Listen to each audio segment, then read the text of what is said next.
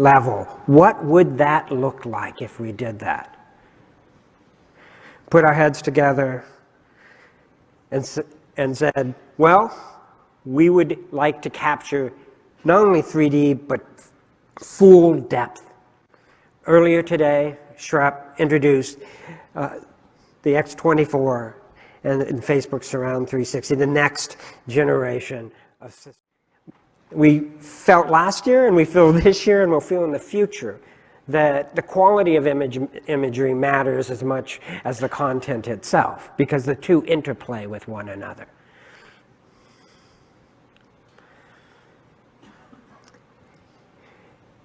When we started this effort, we teamed up with FLIR Systems, who helped us integrate an entire camera system using our 6DoF architecture. And the neat thing about this architecture is, as you'll see, it scales in a lot of different interesting ways. The spherical architecture is important as well, and we'll get into that as we walk through some of the technology.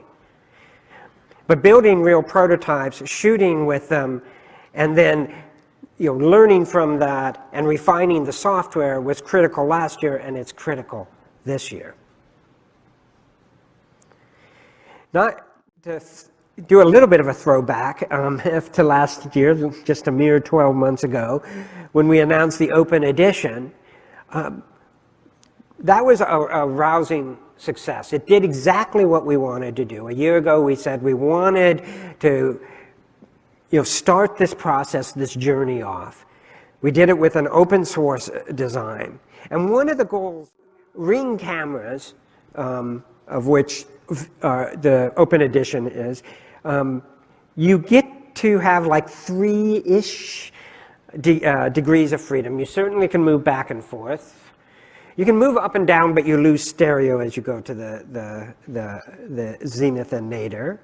And you're really seeing 3D stereoscopically, not with any parallax. Means I can't move my head.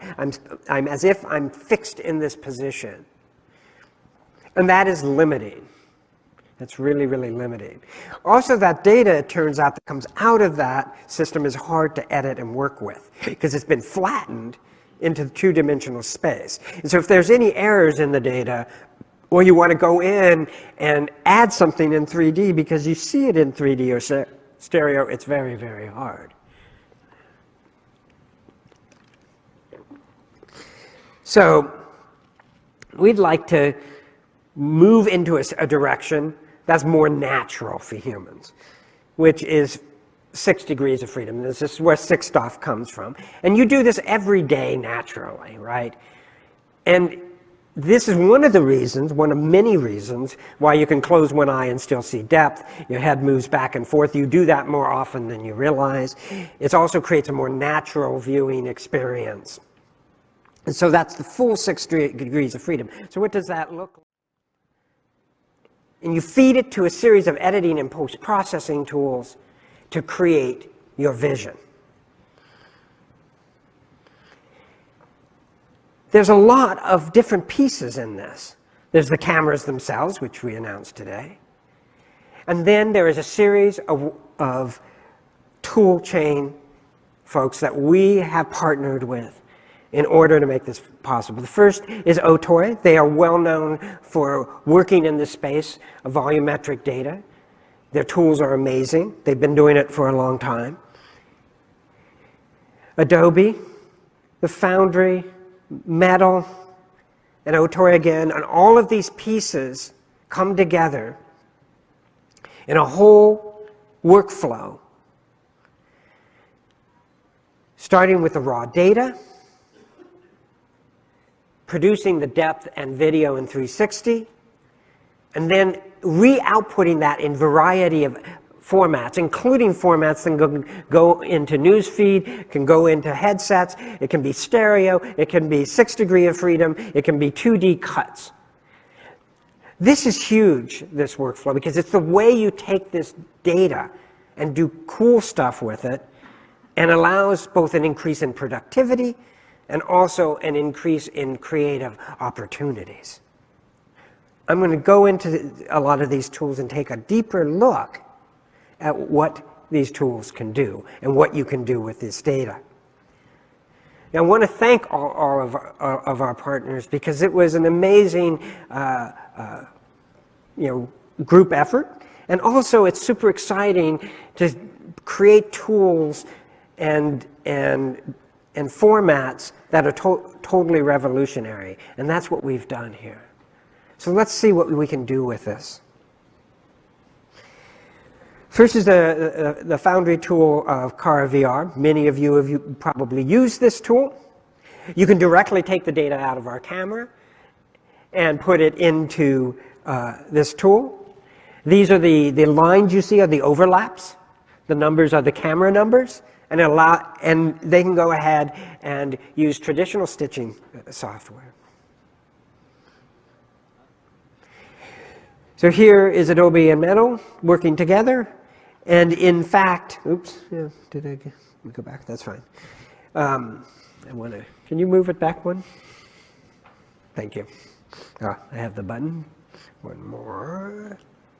Oops, sorry. There we go. The interesting thing in this image is there's multiple layers in depth. Here we fused an artificial element, we blurred the image, and now we have a fused new digital product.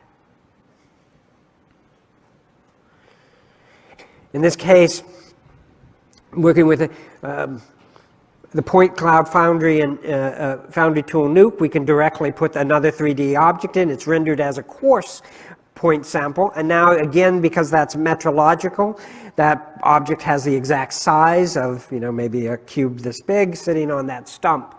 And while it's artificial, you can get the sense of what it would mean if you were to bring it into that part of the tool chain. So what we're showing is integration into well-known workflows. So it's to allow you to create, but create in a space that you're familiar with. Here is Otoy's plugin in Foundry. Here the camera is virtually being moved around, another 2D cut that I talked about. But what's cool is you can add all sorts of interesting 3D effects. And when you do that, they actually behave in the way you'd expect because the world's now 3D. You've captured real 3D data, and now you can do cool things with it. In this case, we added this artificial fountain. It does the right refractive and reflective things with the light, and it will get the right answer because when it refracts the rays and everything else, the thing behind it is really a 3D object. So capturing real depth data has some profound artistic implications in addition to increased immersion. Shipping the entire tool chain, all the pieces, all the data interconnected. We've added other partners such as DxO who are committed to making and measuring great quality. Many of you probably know their products around quality. We have a number of post-production